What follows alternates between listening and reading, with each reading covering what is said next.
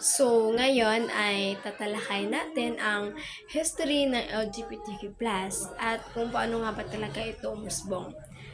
So, ang kasaysayan ng LGBTQ+, ay mas mababa at mas malalim kaysa sa iniisip ng karamihan. Maraming tao ang naniniwalang ang konsepto ng LGBTQ ay modern idea. Pero sa katotohanan, matagal lang umiiral ang iba't ibang uri ng gender identity at sexual orientation bago pa man dumating ang relihiyon, modernong lipunan at mga batas. Sa sinaunang panahon, iba-iba ang iba-iba ang pagtingin ng mga kultura sa gender at sexuality. Halimbawa, sa sinaunang Greece, normal lamang ang mga relasyong hindi lalaki at babae.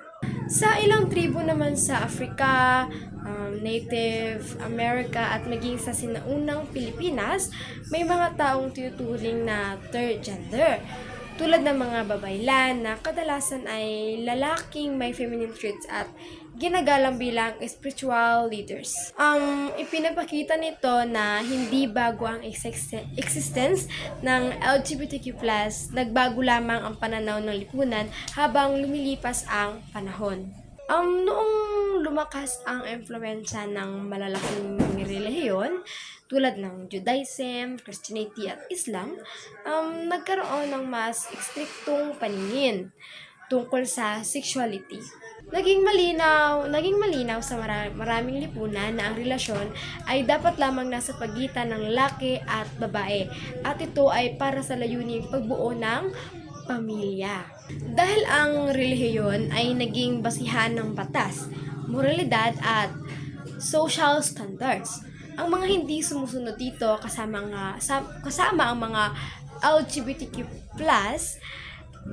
ang mga LGBTQ+ individuals ay nakaranas ng diskriminasyon. Sa Middle Ages, naging mas mapangusga ang lipunan at ang homosexualidad ay hindi lamang bawal kundi minsan ay pinarurusahan.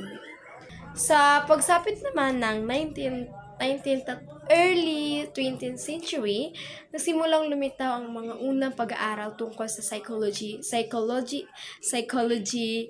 ng sexuality. Lumabas ang mga ideya na ang pagiging LGBTQ ay hindi naman sakit, kundi natural na variation sa tao. Kahit na may ganitong research, marami pa rin bansa at lipunan ang mananatiling isa ang paningin. Bawal ang homosexualidad dahil labag ito sa moralidad at relihiyon. Lumaki ang pressure sa mga LGBTQ+ upang itago ang kanilang identity. Marami ang naharap sa diskriminasyon, kawalan ng karapatan, at minsan ay pambabastos at pang-aabuso. Ang malaking turning point ay ang 1969 Stonewall Riot sa New York, na itinuturing bilang simula sa modernong LGBTQ+ rights movement. Nang sinalakay ng pulis ang Stonewall Inn, isang bar para sa LGBTQ+ na puno na ng galit at pagod ang komunidad, at lumalaban sila. Ito ang nagtulak sa mga taong LGBTQ+ na maging mas vocal sa kanilang karapatan. So, simula noon, dumami ang marches, organization at activities na humihingi ng respeto at equality. Unti-unting nagbabago ang lipunan, naging legal ang same-sex relationships, at maraming bansa ang nagkakaroon ng anti-discrimination laws, at dumami ang representasyon sa media. So, sa paglipas ng panahon, ang salitang LGBTQ ay naging kilala sa buong mundo bilang pagtukoy sa iba't ibang sexual orientation at gender identities. Gayunpaman, kahit lumawak ang pagtanggap, nanatiling malaki ang tensyon sa pagitan ng LGBTQ+ community at ng ilang religious groups. ang ugat ng konflik ay hindi dahil sa personal na galit, kundi dahil sa interpretasyon ng mga reliyosong tao sa Biblia o iba pang banal na aklat sa Christianity. Halimbawa, may ilang talata na in-interpret na nasasabing bawal ang sexual relations sa parehong kasarian.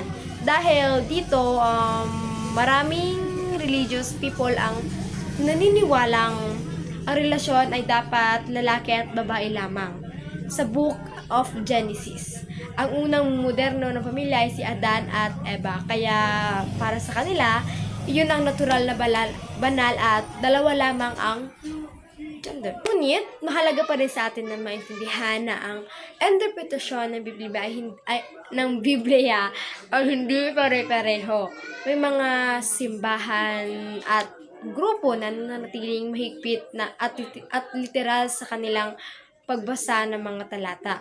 Para sa kanila, ang utos ng Diyos ay hindi nagbabago at anumang labag dito ay mali. Pero may mga simbahan din ngayon na naniniwala ang mensahe ng Biblia. Pero para sa atin na mga naniniwala para sa atin na hindi mga LGBTQ, dalawa lang talaga. At ito ay ang babae at lalaki. Pero kailangan pa natin respetuhin ang ibang tao. Pero ngayon nga, babae at lalaki lang talaga dapat. At yun naman po, sana naman ay meron tayong naintindihan